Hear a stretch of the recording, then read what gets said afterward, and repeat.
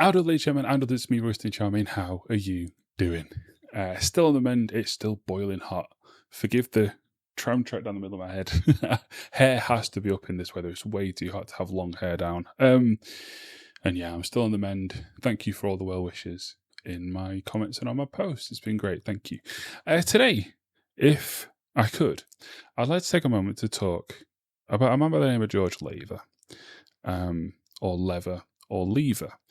Not sure how you're supposed to pronounce it. It is just the word lever, like a thing you would use to get leverage. But what am I talking about? Yeah, so the reason being is that Loathe's new album dropped. I wanted to do a video on it. I wasn't fit to, and I didn't know when I was going to be fit to. And I listened to the album. I don't want to do like a second listen video, so this is kind of my video on the album-ish. But why am I talking about George and not about the band? Well, A Stranger to You was not produced by George. Their album before this, come on, yep, 2020's I Let It In and It Took Everything was. And, well, my review for this album just says, can I get a George Lever mix? The songs are mostly fantastic, but why do they sound like that? Fuzzier than old bread. This is something that isn't unique to me. Kerrang gave it 100, Enemy gave it a 90. In terms of the songwriting, I think that's fair. But then, I hate to be agreeing with Pitchfork, but hampered by its own omnivorous ambition, go away, and bafflingly muddy production, I agree. Rem's reviews also didn't like it, and they like everything that Loathe does, as I'm aware so far. And yeah, I Let It In and It Took Everything. I did a video on it. I'll put the thumbnail on the screen, or maybe I'll put it in a card or something if I remember to. I gave that an 87. Not everything hit, but the bits that hit. I preferred them soaring to screaming, but either way it was stellar. And to be honest, this album's gone up in my estimation since then. And that was produced by George Lever. And as I mentioned, this was not. Now Faisal is in the band. I don't know if it's just the band members. It might be. Let's see. Yes. So they produced it themselves. Instead of going with George again. And I mean that there's a I appreciate that when bands take the things on themselves, but I do think it missed George, and we'll go on to why in a minute. But as you can tell from the thumbnail, I also want to talk about how Sleep Token did the same thing. Everything up to and including This Place Will Become Your Tomb is all produced by George. And then everything Take Me Back to Eden and after is instead produced by Carl Brown, much to their detriment, I think. Obviously not in terms of money or popularity, because this is the album that blew them up. But I don't think it sounds as good. And I think the songwriting on this album is hurt by having a lesser producer involved. And the new album, well, I don't think George could have saved that. I think the songwriting is just too erratic and poor. But yeah, I want to look at some examples and I want to talk about it. So I've lined up a couple of kind of similar passages from a couple of old Loathe songs and a couple, well, actually no, not a couple of sections from the one song from each album. We'll just first, it's going to be Fangs and it's going to be Two-Way Mirror. And because I think that there are sections on those songs that are directly comparable. Bear in mind, I'm not talking about the songwriting here. I'm not talking about the musicianship. I'm just talking about how it's produced and how it's mixed and how it sounds. Because for me, it's such a huge step down, and I wish it didn't bother me, but it does. And it bothers me on so many of my favorite artists. Like the latest Alexis on Fire album from like 3 or 4 years ago, really hurt by just this muddy production. Same for Foo Fighters' more recent stuff. Even some Deftones stuff. There's like a trend in the last kind of 5 or 10 years in metal rock production to just make things as loud as possible. Maybe people think that louder is heavier, but no, heavier is heavier. Louder is just louder. And when you mix everything super loud, it makes things unclear. Let's listen and see what I'm talking about. So this is Fangs. This is from a month ago. This is one of Loathe's newest singles.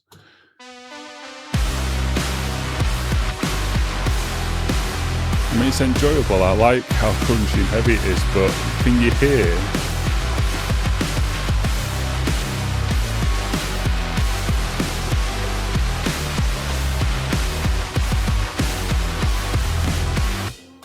Now, I'm no music production expert by any means, but I know enough to know that that is compressed and pushed to within an inch of its life. Like, everything is as close to clipping as you can get without clipping. It's all mixed super loud, and that's why it feels fuzzy. Like, it feels like the guitars and the bass all just kind of amalgamate into this one noise, like right in the headphones. I mean, my headphones aren't amazing. As you might know, I don't have much money going around at the minute. Join on the website, rustycharmaine.com. You could have got this video early. Fuck's sake.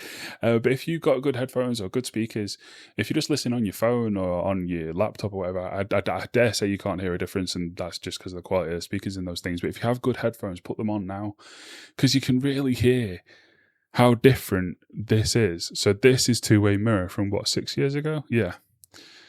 Listen to this now.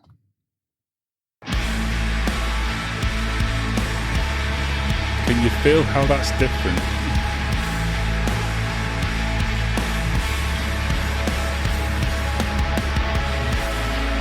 Ostensibly very similar.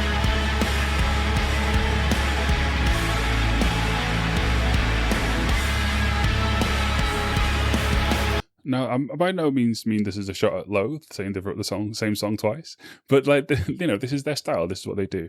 And so two quite similar intros, I'm sure you'll agree. Bass and guitar heavy, big, loud, crunchy, riffy sounding with some lead in the back. Could you hear how that was just cleaner? Like, nothing felt like it was all the way at the top of the mix. Everything felt like it had its own space. I felt like I could hear every individual sound, and yet it was still big wall of sound heavy without necessarily being like really fuzzy and, I'm trying to think of a word, like oppressive. It just felt clean. It felt like, I don't know, it just felt like I could hear it more, if that makes any sense. I wish I had the verbiage to really explain what I mean, but it's not really a considered thing. It's not something that I'm sitting there, as I'm listening, like scratching my chin going, oh, that sounds like it's compressed too far. It's something visceral. It's something that I can feel when I listen to a song, and it's very immediate. Like, as soon as I hear the guitars just kind of slipping into mode, I'm like, and it just makes me think, like, who mixed it? And why did you mix it like this? Let's skip further into these songs. I've lined this up already ahead of time. Done prep for once. I know, impressive, right? So this is the beginning of the first chorus in Fangs. And the way these two songs go into chorus is also quite similar. So I want to compare that too. It's a little quieter. Well, no, not quieter, but...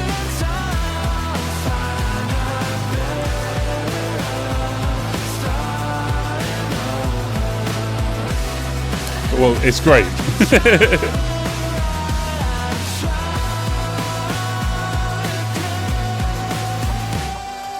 Again, this song slaps. It's really good. I'm not saying it's a bad song by any stretch of the imagination. But could you hear, again, even there on that quieter moment, the vocal focused moment, could you hear how the guitars and the bass were just kind of like, almost like white noise underneath the vocal? Compare that to this.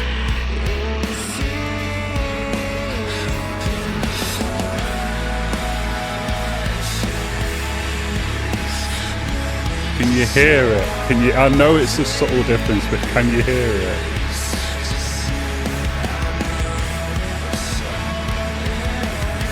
In this one, you can feel as you're listening how the bass is underneath, and then the guitars, the higher notes are on top, and you can hear them both distinctly, and everything has its own space to breathe. it's just better. And I know people are going to say, oh, that's a subjective thing. And well, yeah, it is. This is my opinion. Of course it is. But I do think there's an element of objectivity here. Like, surely the idea of producing a song, of mixing a song, is to make it so that all these elements that the musicians are putting into this song, I just nudged something, what I just nudged, doesn't matter. Head in the game, ADHD, go away. Surely the point of mixing it is to make it so that all of these elements that the musicians have written and performed are audible to the listener.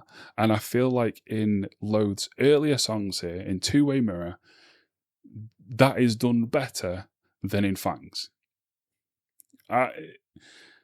Tell me if I'm wrong. We are just going to quickly look at, I've lined up a couple of Sleep Token moments as well. This is Emergence. I think these are moments where there's lots of synth and guitar going on and drums come in. I think is what I lined up. I only did it 10 minutes ago and I already forgot which parts I lined up. So it'll be a surprise to me too. Yeah. So we drop in Emergence.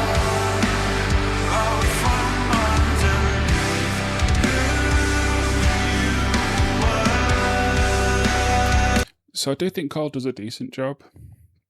But again, can you hear how, like, Two's drumming is coming through clean, but it does feel like it's coming through something. Like, it feels like the low tones in the drums aren't really that present. And then again, the guitars are just kind of like almost like a washing machine or like an aircon unit. Not as a Brit, not I know what that is, but still, it's just like an omnipresent hum rather than necessarily a note from an instrument. And if we compare that to Hypnosis, when that drops in later in the song, I've cued this too early, but still, we'll listen a second longer.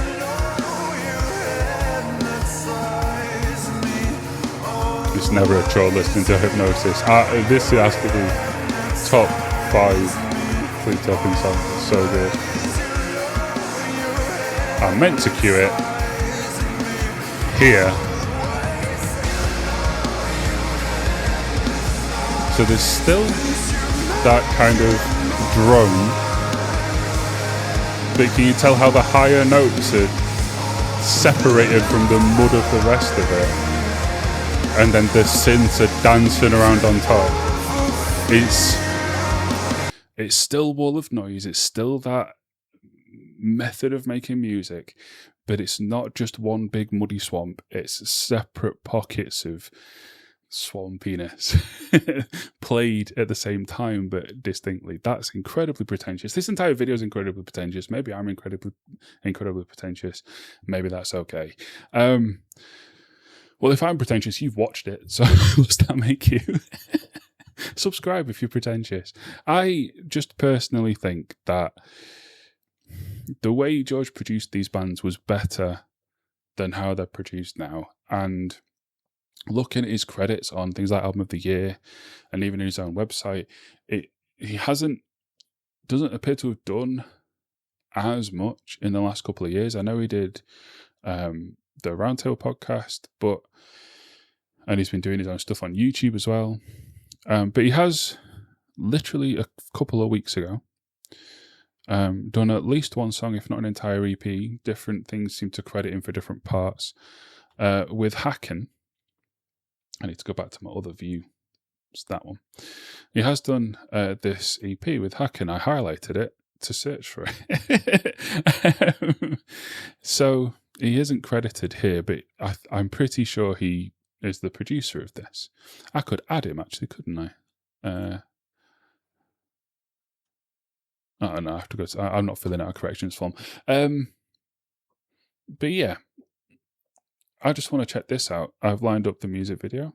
Let's have a quick listen to Hacken in a Fever Dream. I don't know if I'm going to include the entire song, because I'm hoping this one won't get copy struck, and it's also 7 minutes. But we'll have a click around.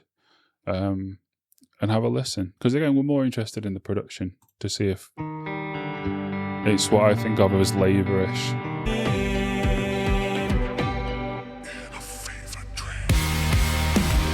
Oh yeah,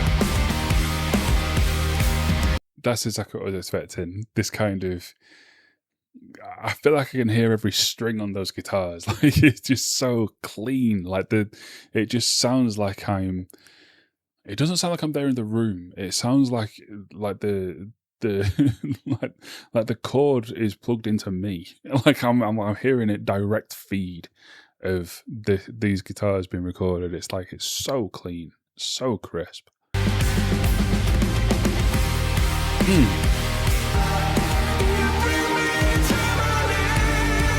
Oh. That moment was fantastic. Oh yeah. Oh, it's so clean. It's so clean.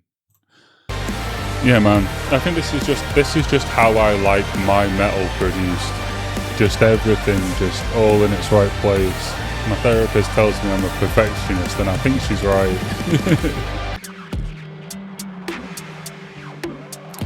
George still has it. UK metal bands, go and see him. Vower, get him to do your album. All right.